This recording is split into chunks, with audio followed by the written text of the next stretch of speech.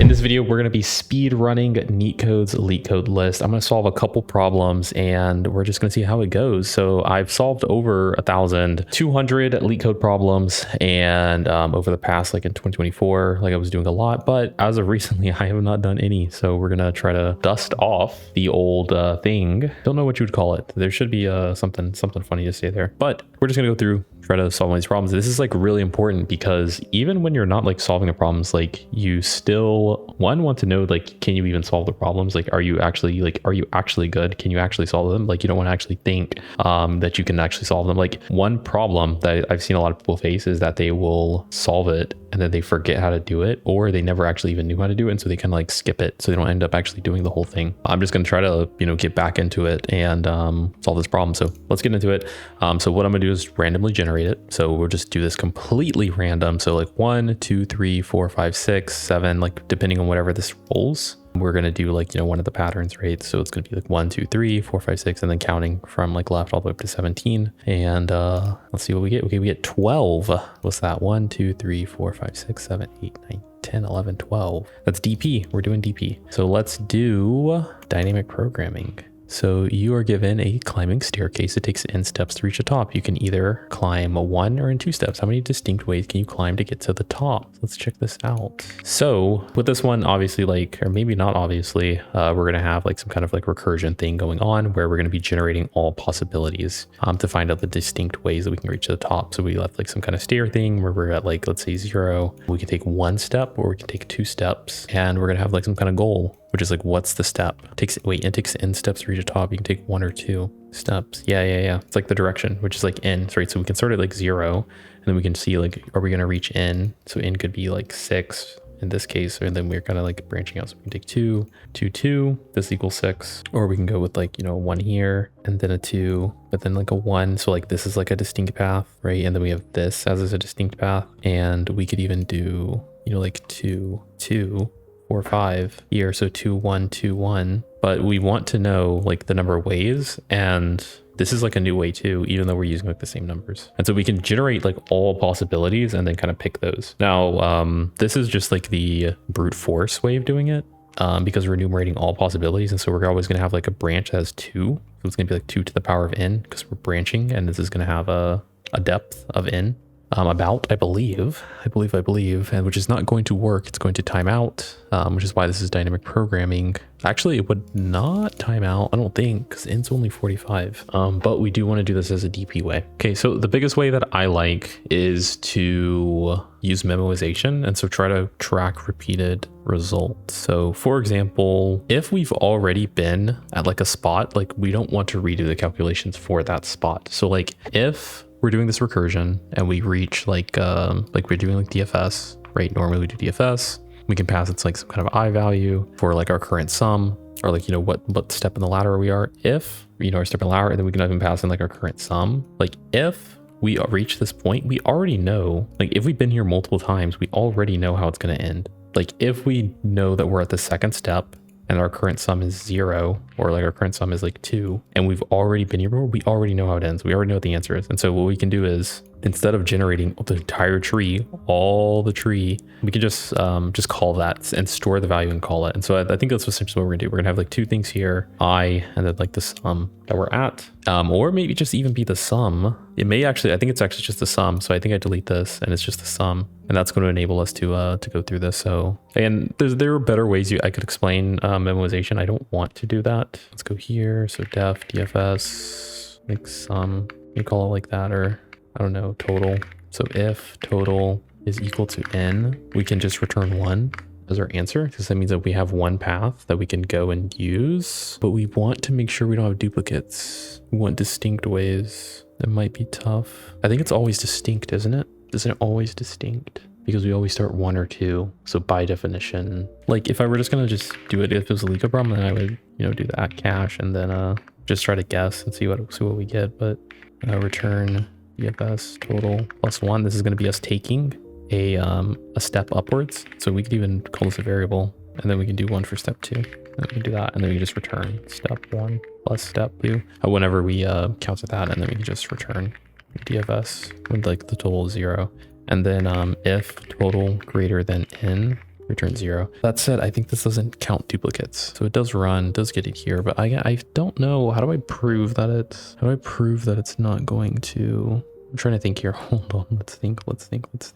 2, 1, 1, 1, 1. If we've seen it before, something we would know. Maybe if I draw out an example or something of this, maybe it's like 2, but then maybe we see some other case. Does that ever happen? Let's just submit it and see what happens. Maybe we're lucky and I'm overcomplicating it. Yeah, maybe I'm lucky and we're just overcomplicating it. I don't know how this works, but I don't know how it doesn't. That was distinct. Anyways, that is that. Sorry, let's see. Let's go through another one. Actually, I think we got a little bit of time. It's 10 minutes that took, so let's run it. Oh no, another hard one. Is this thing just like rigged? 1, 2, 3, 4, 5, 6, 7, 8, 9, 10, 11, 12, 13, 15. Advanced graphs. Okay. Even though like nodes 1 through n, you're also given times, the list of travels, times is directed, times I, UV, source node, target node, time it takes. We send a signal, return the minimum time it takes for all n nodes to receive the signal. So we need to build the graph because it's the input's not here properly. And then we also need to start from the node. And this is I think this is just BFS because we want to know for all n nodes to receive the signal. Yeah, so we just want to see how long it takes for us to visit. I think this is just a heap or maybe shortest path where we're always going to put the smallest thing, the total time, or track the total time of every node. So I think it's just Dijkstra's basically. Very easy-ish problem. So we really are speed running the speed runners. So let's create a heap. We can even call this heap, and then let's build a graph. I'm gonna build it out for S, really source, destination, weight, whatever we can call that, in times graph dot append, no, graph at source at destination dot append. And then we'll go through, so heap dot append k for a while heap, and actually we're gonna have the scene total time. So we want the minimum time here, so we're gonna keep track of that. Heap q dot heap pop, and we need to append the time here. We never did that. So it'll be here, and then we'll put in 0. Cool. And then we might as well just add k into it. If hold on here. If k not equal to if length of scene not equal to n, return return total time, and then for child in current in graph dot get. Is it dot get? What is it? I think it is dot get. If child, or no, yeah, if child not in scene. Do I care? I might care.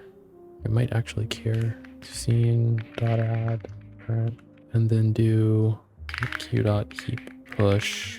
I messed this up actually. It's total time plus with child. This needs to be flipped so we can get the minimum time at always. Then I'm not doing this properly because I want to have weight here too.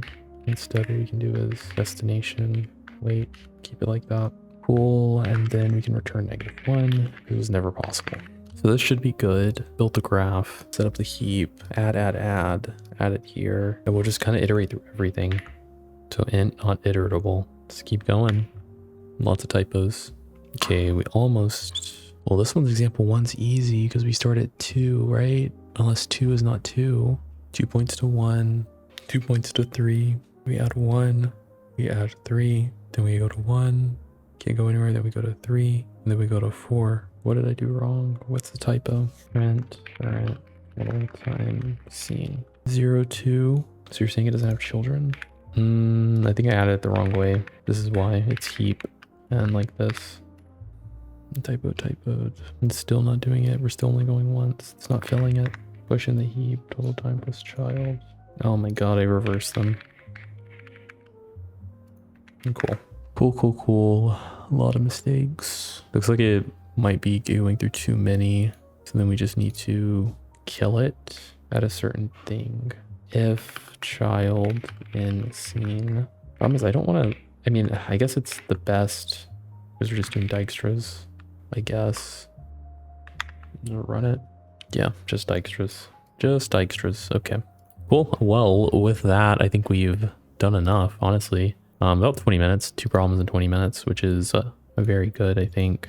this random one really got me today, but cool. So kind of ended off. That was the problem, and solved 2 of them. Went through the randomizer, which, you know, who knows what that would have given me, and solved them 2 pretty like fast. This is what I would expect to in an interview, like in this kind of day and age, because these problems are honestly outdated, but they're also are really important that you solve, because if you can't do these, then how are you going to do like the harder ones, and how are you going to have like that, you know, kind of expectation? So I think it's important for sure, important having the skills and also having the debugging skills. If I didn't make those bug mistakes, I could have solved them even faster, but it's been a while, and you know, nothing you can really do except go on the grind, solve more problems, and you know, try to get better and better and better. So if you guys are struggling with it, I would say, you know, just keep it up. Hopefully you got to solve it alongside me. Hopefully that, you know, motivating you a little bit to go out and solve. I don't know, but that's kind of where we're at right now. So I will see you guys, and if you guys are currently interviewing, if you want to get ready for the actual interviews, I do mock interviews, so you can sign up for those